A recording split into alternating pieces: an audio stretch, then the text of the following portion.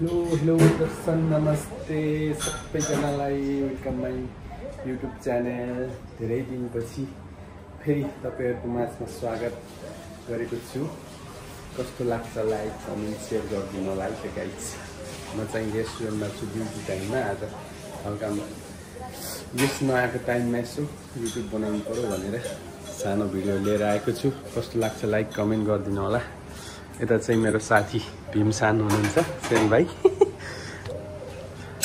धेरै दिनपछि उहाँको 2 महिना करिब 2 महिना अप्लाई गर्दाखेरि नि रुम नपरेको अवस्था थियो। आज चाहिँ रुम परेको छ उहाँको। कस्तो लागिरहेछ? यसो एकदम दिल खुसी लागिरहेको छ। त्यसको उपलक्ष्यमा आज म स्टाफलाई लेग पिस बनाएर खुवाउँदैछु। रोक्सी होइन त्यसको साथमा? रक्सी त अब ड्युटी टाइममा खान पाइदिन है। हल्का अभी लंच के लिए चिकन बना रहा हूँ, लेग पीस।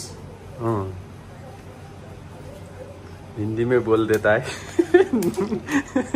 जापानी में बोल दो ना।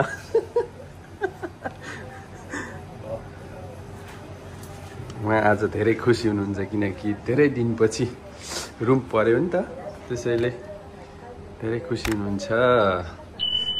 आजको सानो यो क्लिक हेर्नुहोस्, हाम्रो यो साइतामा केन मिसातोसी तोगासाकीको नजिकै सानो रेस्टुरेन्ट छ।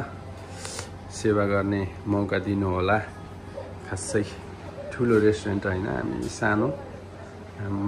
हाम्रा परिकारहरू हेर्नुहोस्। यो चाहिँ चिकन टिक्का, तन्दुर चिकन, सिक कबाब, अनि कोरीका आइटम माथि छ, अनि तन्दुरीका आइटम तल छ। भनेपछि अब सेटका आइटम यहाँ छ हेर्नुहोस्। त्यसपछि नमी हुँदै 1 घन्टामा अब जति पिउन सक्नुहुन्छ।